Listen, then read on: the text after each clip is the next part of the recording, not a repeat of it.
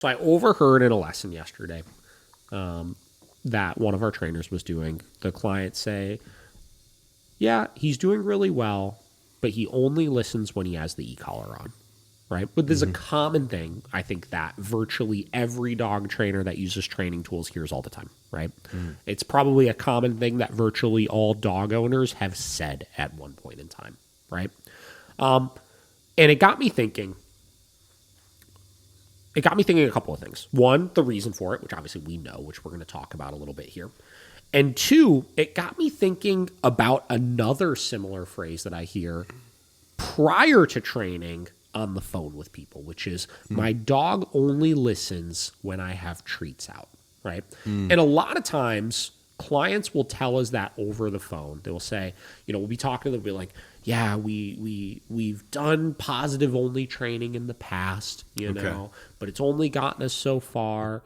And, my dog only ever listens when I have the treats out, which I don't like, right? Yeah. And this gets into something we talked about a couple of episodes ago. We were reacting to that story of Woo thing about our job as trainers is to not let owners lie to themselves too much, right? Because it can shoot you in the foot very, very quickly. And I'll give you the example.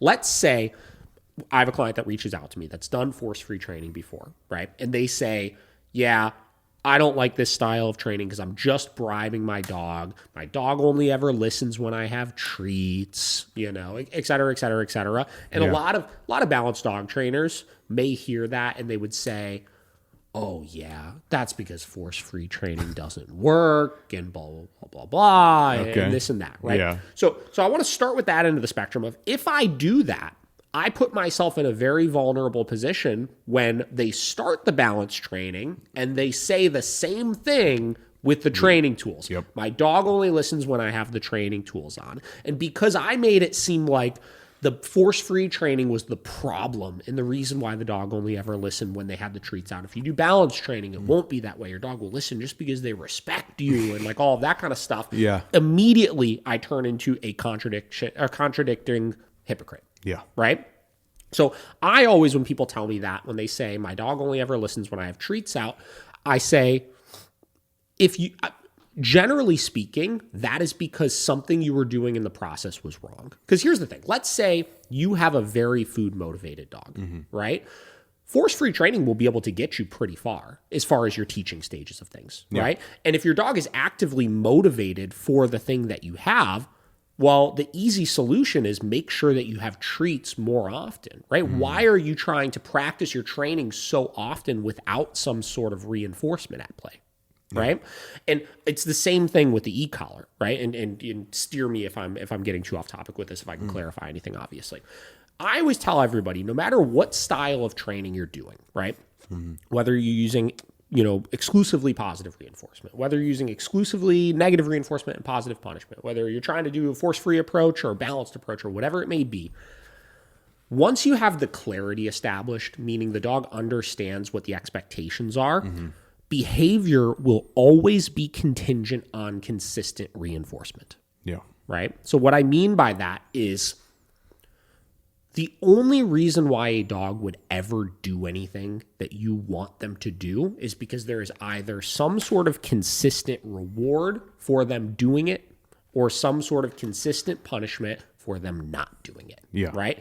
And when people tell me that the dog only ever listens when they have treats out, that means they are way too inconsistently asking the dog to do things when there's nothing in it for the dog. Yeah. And when people tell me on the contrary that they only do it when they ever have the e-collar on, that tells me that they are very, very inconsistently asking the dog to perform behaviors when they are not in a position to punish for non-compliance of it. So I tell them, how do we solve this problem? How do we get to, because I understand, from the outside looking in, when you look at this, it's like, Jesus Christ, it's like I got to carry treats in my pocket 24/7, or else my dog will never listen to me. Or Jesus Christ, like if I, if for one day I forget to put the e-collar on, my dog's never going to listen to me, right? Because that's not what I'm saying either. With any training program you're doing, whether it's a force-free approach or let's even just say a predominantly positive reinforcement approach, right? Where you're really trying to lean into, you have a very motivated dog and you're using some consequences, obviously.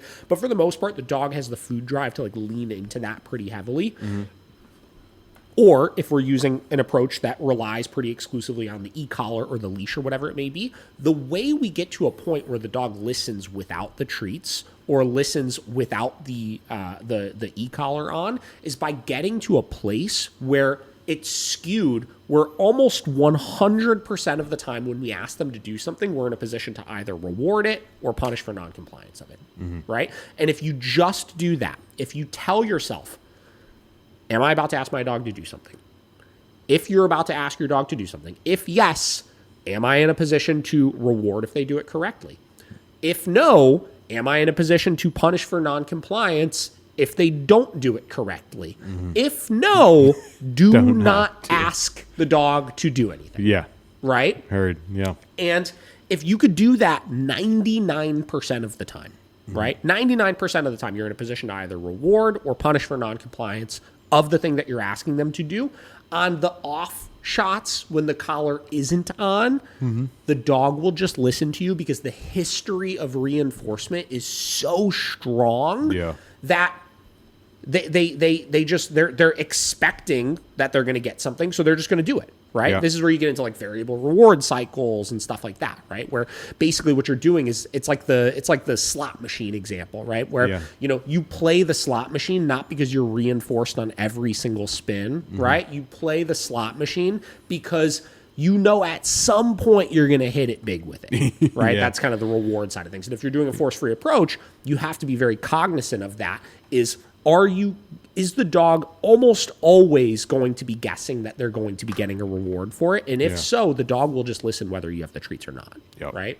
And then on the contrary, with the punishment, right, it has to be a contingency. It has to be consistent that every time you ask them to do it, if they don't do it, the history of reinforcement or the history of punishment is so ingrained, it's so consistent that they are just going to listen whether that collar is on or not.